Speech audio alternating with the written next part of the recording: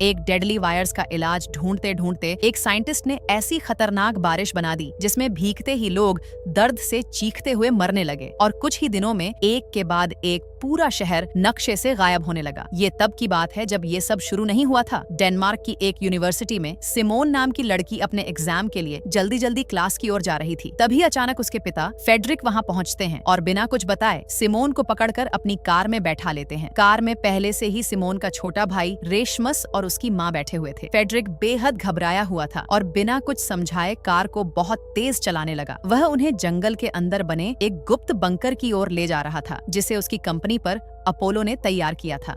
मौसम भी तेजी से बिगड़ रहा था और लगता था कि किसी भी वक्त बारिश शुरू हो जाएगी। इसी बीच फेडरिक की तेज रफ्तार के कारण आगे कुछ गाड़ियों का एक्सीडेंट हो गया जिससे सड़क पूरी तरह ब्लॉक हो गई। लोग गुस्से में फेडरिक से बहस करने लगे लेकिन उसे किसी की परवाह नहीं थी। उसने तुरंत अपनी फैमिली को कार से उतारा और उन्हें लेकर भागते हुए जंगल के अंदर घुस गया। वहां पहुंचते ही आसमान से बारिश की पहली बूंदें गिरनी शुरू हो गई थीं। फेडरिक ने जल्दी से अपने फिंगरप्रिंट से बंकर का लॉक खोला और सबको लेकर अंदर चला गया। अंदर पहुंचकर सिमोन और रेशमस दोनों हैरान थे कि आखिर उनके पिता उन्हें यहाँ क्यों लाए हैं। बंकर में हर जरूरत का सामान था, कई सालों तक के लिए खाना, पानी और एक खुद का एयर प्रोसेसिंग सिस्टम भी। सिमोन अपने पिता से सवाल करने ही वाली थी कि तभी फेडरिक ने प्रोटेक्ट और बाहर जाने की तैयारी करने लगा। वह बस इतना कहता है, जब तक मैं वापस न आ जाऊं कोई भी बंकर से बाहर नहीं जाएगा। सिमोन उसे रोकने की कोशिश करती है और सच्चाई जानना चाहती है। तब फेडरिक बताता है कि बाहर हो रही बारिश में एक बहुत खतरनाक वायरस फैल चुका है। जो भी उसके संपर्क में आता है वह कुछ ही सेकंड में दर्द से तड़प कर मर जाता है। फेडरिक ही एकमात्र व्यक्ति था जो उसका इलाज ढूंढ सकता था, इसलिए उसे तुरंत कंपनी के हेडक्वार्टर जाना था। जाते जाते वो सिमोन से कहता है कि रेशमस का खास ध्यान रखना क्योंकि आने वाले वक्त में वही सब कुछ बदल सकता है। सिमोन को अभी कुछ समझ नहीं आया था पर फेडरिक बंकर छोड़कर चला गया। थोड़ी देर बाद सिमोन ने अपने फोन पर इंटरनेट खोला और जैसे ही खबरें देखी उसके होश उड़ गए। हर जगह मौत, तबाही और डर के दृश्य थे। लोग सड़कों पर गिर रहे थे, चिल्ला रहे थे और बारिश में तड़प कर मर रहे थे। सिमोन ने डरते हुए अपने भाई से बातें शुरू की। तभी उनकी माँ बोली कि वे लोग अभी सेफ हैं, लेकिन चाहे कुछ भी हो जाए बाहर नहीं जाना है। वे अभी बातें ही कर रहे थे कि अचानक बंकर के दरवाजे पर कोई जोर जोर से नॉक। क्रिसमस को लगा कि शायद पापा लौट आए हैं। माँ ने उसे मना किया पर उसने बात नहीं मानी और बंकर का दरवाजा खोल दिया। जैसे ही दरवाजा खुला बाहर बारिश से भीगा हुआ एक आदमी गिर पड़ा। उसकी त्वचा जल रही थी और वह तड़पता हुआ रेशमस को बाहर खींचने की कोशिश करने लगा, मगर तभी रेशमस की माँ ने तुरंत रेशमस को अंदर खींच लिया और खुद उस आदमी को धक्का देते हुए बारिश में चली गई। बारिश में भीगते ही वह खुद भी इन्फेक्टेड होकर तड़पने लगी। बावजूद इसके उसकी सबसे बड़ी चिंता सिमोन और रेशमस के लिए थी। उसने दोनों से कहा कि एक दूसरे का ध्यान रखें। इसके बाद सिमोन भी रोते हुए दरवाजा बंद कर अंदर चली गई और अपने पिता फेडरिक को कॉल करने की कोशिश करने गया।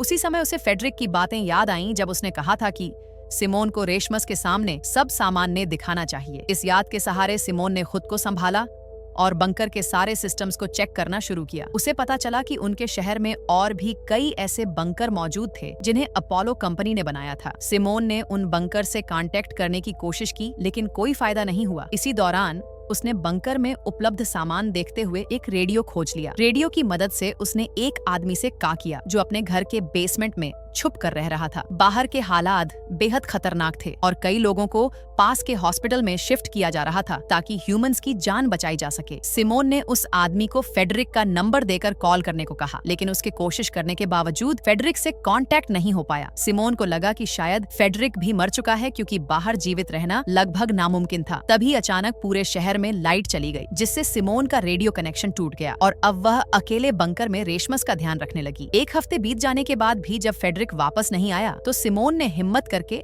बाहर जाने की योजना बनाई। उसने रात में पीपी किट पहनकर बंकर के गेट तक पहुंची लेकिन तभी उसे अपनी माँ के मरने के विजन्स दिखाई देने लगे। डरकर वह तुरंत वापस बंकर में आ गई। रेशमस भी उसे बाहर जाने नहीं देना चाहता था क्योंकि वह समझ चुका था कि बाहर का खतरा बहुत बड़ा है। इस तरह धीरे धीरे एक महीना बीत गया। इस दौरान सिमोन को कई बार रेशमस का ध्यान रखने में कठिनाई हुई लेकिन उसने पूरी कोशिश की कि वह एक अच्छी बहन साबित हो।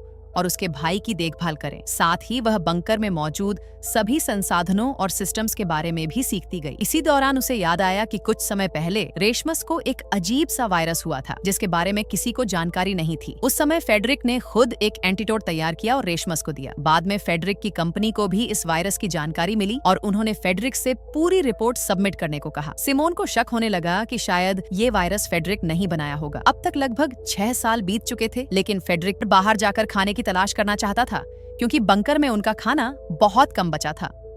सिमोन ने पहले तो मना किया, लेकिन फिर सोचा कि खुद जाकर खतरे का जायजा लेना जरूरी है। रात के समय जब रेशमस सो गया, सिमोन ने पीपी किट पहनकर बंकर के बाहर निकलने का फैसला किया। बाहर निकलते ही उसे अपनी मां के विजन्स दिखाई देने लगे, लेकिन इस बार उसने खुद को संभाला और आगे बढ़ी। बाहर आकर उसने देखा कि उसकी मां का शरीर अब केवल कंकाल बन चुका था। पास में एक हिरण खड़ा था जिसे देखकर सिमोन आगे बढ़ी। सड़क पर कई कारें खराब हालत में पड़ी थीं और चारों तरफ जंगल उग चुका था। सिमोन ने उन चीजों पर ध्यान नहीं दिया और अपने उद्देश्य की ओर बढ़ती रही। वह उस हॉस्पिटल तक पहुंची जहां लोगों को सुरक्षित रखा गया था। कई बार आवाज लगाने के बाद भी वहां कोई रिस्पॉन्स नहीं मिला। फिर जब सिमोन अंदर जाकर देखती है तो वहां का नजारा पूरी तरह से तबाही में बदल चुका था। चारों तरफ हर चीज बर्बाद पड़ी थी और जमीन पर जगह जगह लोगों की लाशें बिखरी हुई थीं। तभी अचानक से उसके सामने एक भेड़िया आ जाता है। डर के मारे अपनी जान बचाने के लिए सिमोन पास वाले एक कमरे में जाकर छिप जाती है। कुछ देर बाद जब बाहर सब शांत हो जाता है तो वह और वापस अपने बंकर में लौट आती है। वहां पहुंचकर सिमोन तुरंत रेशमस को सब कुछ बताती है कि बाहर की स्थिति पहले से कहीं ज्यादा खराब हो चुकी है। अगर उन्हें जिंदा रहना है तो इस जगह से निकलकर किसी और बंकर में जाना पड़ेगा जो इसी सिटी के अंदर कहीं मौजूद है। ये सुनकर रेशमस अगले ही दिन सिमोन के साथ बाहर जाकर दूसरा बंकर ढूंढने का डिसाइड करता है। वो दोनों अगले दिन निकलने की तैयारी करके सोने चले जाते हैं, लेकिन रात में अचानक कुछ गड़बड़ होने लग और दोनों में से किसी को भी इसका अंदाजा नहीं होता। कुछ ही देर में सिमोन कम ऑक्सीजन की वजह से बेहोश हो जाती है। मगर किस्मत से रेशमस को सही समय पर अलार्म्स की आवाज सुनाई दे जाती है। वह तुरंत सिमोन को उठाता है और उसे लेकर जल्दी से बंकर के बाहर भागता है। अब वह दोनों बिना पीपी किट के बाहर आ चुके थे, लेकिन हैरानी की बात ये थी कि उन्हें किसी तरह की परेशानी महसूस नहीं हो रही थी। इसका मतलब साफ था, अब वो बिना सूट के भी बाहर सरवाइव कर सकते थे। लेकिन तभी अचानक कुछ लोग उन्हें गन पॉइंट पर ले लेते हैं। असल में यही लोग थे जिन्होंने सिमोन को पहले बाहर घूमते हुए देखा था, और जब वह वापस बंकर में लौटी थी तो इन्हीं लोगों ने उनकी ऑक्सीजन सप्लाई को बंद कर दिया था ताकि दोनों को हॉस्टेज बनाकर अंदर का राशन लूटा जा सके। वो लोग सिमोन और रेशमस को गन पॉइंट पर अंदर के एक कमरे में बंद कर देते हैं और खुद बंकर में खाने पीने का सामान ढूंढने लगते हैं। लेकिन क्योंकि सिमोन और रेशमस का राशन पहले ही खत्म हो चुका था, उन्हें वहाँ कुछ भी नहीं मिलता। ये देखकर उनका लीडर मार्टिन गुस्से में आकर सिमोन और रेशमस को बंद करके वहाँ से जाने लगता है। अब अगर वो अंदर ही बंद रहते तो उनकी जान पक्की चली जाती। इसलिए सिमोन एक गिलास पर लिखकर बताती है कि उसे पता है कि खाने का स्टॉक कहाँ मिल सकता है। इतना लिखने के बाद वह जानबूझकर उस पैड को तोड़ देती है जिसमें बाकी बंकर्स का नक्शा था। अब मार्टिन के पास कोई और चारा नहीं था, क्योंकि अगर उसे राशन चाहिए था तो उसे सिमोन और रेशमस को बेस सिर्फ सिमोन के दिमाग में थी। इसी बीच मार्टिन की नजर सिमोन पर जाती है और वह अपने पुराने दिनों को याद करने लगता है।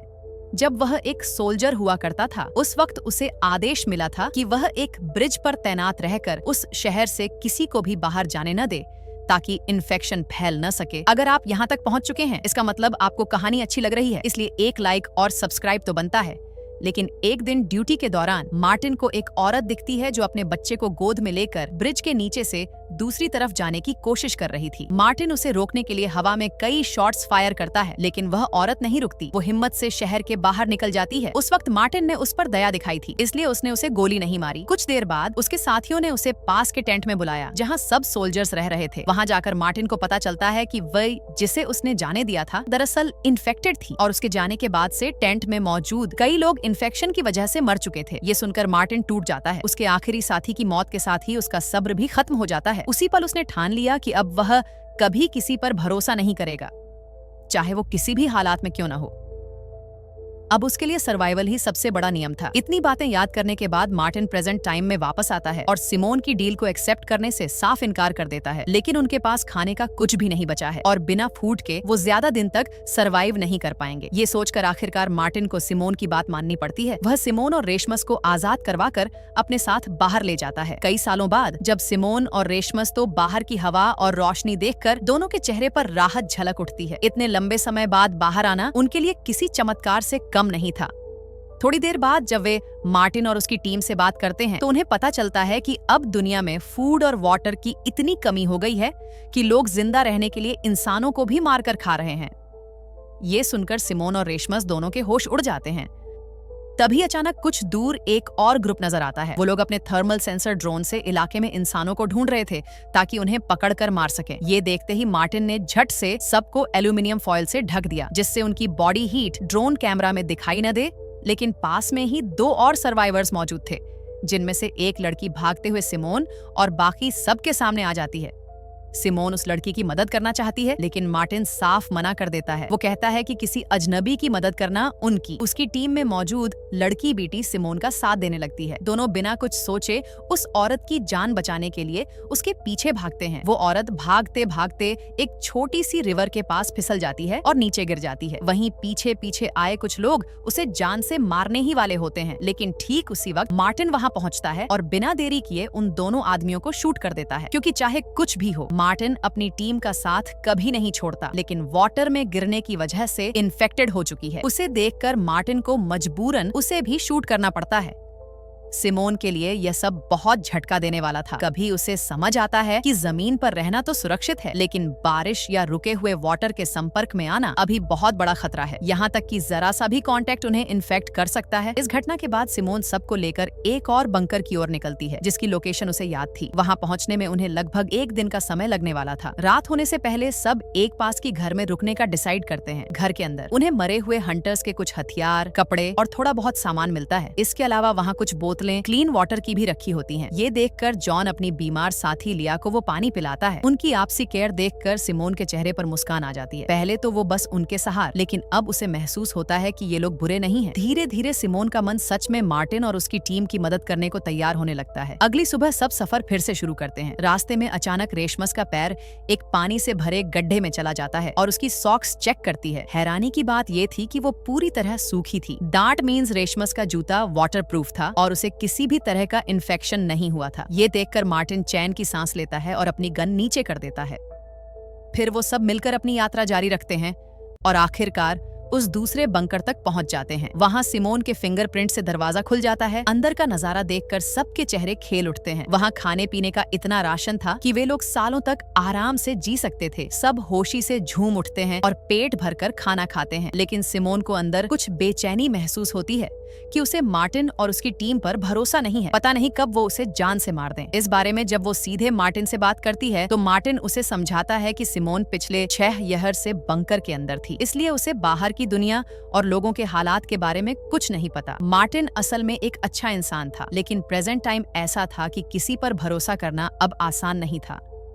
फिर भी सिमोन ने उसकी चेतावनी को नजरअंदाज कर दिया और अंदर बंकर में चली गई। वहाँ वह देखती है कि एक फोन चार्ज हो रहा है, जिस पर उसकी और रेशमस की बचपन की फोटोज लगी थी। ये फोन असल में सिमोन के पिता फ्रेडरिक का था, जो पुराने बंकर से निकलकर इस नए बंकर में कुछ समय के लिए आए थे। सिमोन तुरंत ही रेशमस के साथ उस फोन को चेक करती है। वहाँ उसे फ्रेडरिक की एक वीडियो मिलती है, जिसमें वह बताता है कि वह स्वीडन के एक हेड क्वार्टर में इस इन्फेक्शन का क्योर या एंटीटोड बनाने के लिए जा रहा है। सिमोन के दिमाग में तुरंत विचार आता है कि उसके पिता शायद अभी जिंदा हैं, इसलिए वह रेशमस के साथ स्वीडन के उस हेड क्वार्टर जाने का फैसला करती है। सिमोन ने ये बात मार्टिन को भी बताई और उम्मीद थी कि मार्टिन उनकी मदद करेगा, लेकिन मार्टिन साफ मना कर देता है। उसका कहना था कि बंकर में उन्हें कोई खतरा नहीं था, जबकि स्वीडन के हेड क्वार्टर तक पहुंचने के लिए उन्हें शहर के बीच से गुजरना पड़ेगा, जहां कितने हंटर्स छिपे होंगे। मार्टिन सोचता था कि ये बहुत रिस्की हो सकता है। मार्टिन ये भी सोचता था कि वैसे भी फ्रेडरिक की वीडियो 4 साल पुरानी थी और शायद अब तक उसकी डेथ हो चुकी होगी। अगर वे एंटीटोड बनाने में सफल हो गया होता तो मार्टिन को इसके बारे में जरूर पता चल जाता, लेकिन सिमोन ने उसकी बात को नजरअंदाज कर दिया और कुछ दिन का राशन लेकर रेशमस के साथ बंकर से निकल गई। बीट भी जॉन और लिया के साथ उनके पीछे चलने का डिसाइड करती है, क्योंकि वे सच में सिमोन का साथ देना चाहती थी। लिया खूब इस बंकर तक आकर सुरक्षित हो पाई थी। वैसे भी पहले मार्टिन और पैट्रिक खुद भी लिया, जॉन और बीट को जान से मारने वाले थे। असल में उस वक्त वो तीनों मार्टिन और पैट्रिक को नहीं जानते थे और केवल एक ही ग्रुप में फंसे हुए थे। मार्टिन और पैट्रिक ने उन्हें लूटने के इरादे से पकड़ा था और बीट ने अपनी जान बचाने के लिए उन्हें अपने एक छिपे हुए अड्डे के बारे में बता दिया। वहाँ उन्होंने काफी दिनों तक फूड रखा हुआ था। मार्टिन उन पांचों के साथ उस जगह पर जाता है। वहाँ वे सभी मिलकर खाना खाते हैं और सच में उन्हें साथ रहकर काफी अच्छा लगता है। रात में बीट मार्टिन से अनुरोध करती है कि वह उन्हें प्रोटेक्शन प्रोवाइड करे। मार्टिन उस पर मान जाता है और तब से ही वे सभी साथ रहते हैं। प्रेजेंट टाइम में सिमोन और रेशमस को यह नहीं पता था कि जॉन, लिया और बीट उनके पीछे आ रहे थे। वे शहर के पास पहुंचते हैं। रास्ते में उन्हें एक बस दिखाई देती है, इसलिए बस में थोड़ी देर आराम करते हैं, लेकिन थोड़ी देर बाद उन्हें बाहर कुछ लोगों की परछाई दिखाई देती है। दोनों डर से वहीं सरण रह जाते हैं। तभी पता चलता है कि वो लोग बीट,